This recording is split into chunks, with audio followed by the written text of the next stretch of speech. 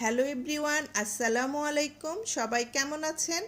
আমি খুব সহজ একটা ইউনিক রেসিপি নিয়ে আপনাদের সামনে হাজির হয়ে গেলাম। এটা খেতে অনেক মজার। চলুন রেসিপিটা দেখে নেওয়া যাক। প্রথমে আলুর খোসাগুলো ছাড়িয়ে নিয়ে বটিতে আমি আলুগুলো খুব চিকন করে কুচি করে নিয়ে পানিতে কিছুক্ষণ ভিজিয়ে রেখেছিলাম। রেখে আলুগুলো কয়েকবার করে ভালো মতো ধুয়ে পরিষ্কার করে নিয়েছি। এখন পানি থেকে সব আলুগুলো উঠিয়ে নিতে হবে। নিয়ে এখানে স্বাদ মতো লবণ দিয়ে খুব হালকা হাতে মাখিয়ে নিব। নিয়ে 5 মিনিটের মতো রেখে দিব। রেখে দিলে এখানে বেশ কিছুটা পানি বের হয়ে আসবে। এখন আমি এই পানিটা ফেলে দিব।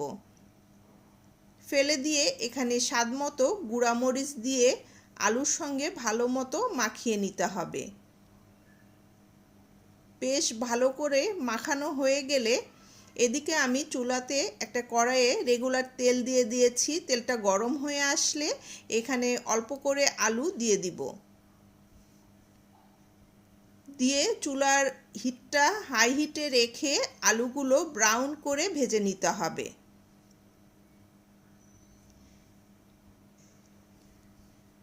সুন্দর ব্রাউন কালার চলে আসছে।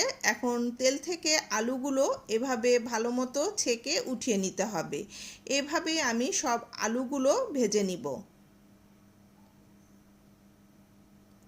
এই আলু ভাজিটা খেতে অনেক মজার। এটা পোলাও বা ভাত দুটার সঙ্গেই অনেক মজার খেতে।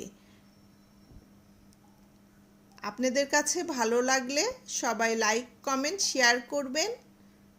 সবাই অনেক ভালো থাকবেন, সুস্থ থাকবেন। আল্লাহ হাফেজ।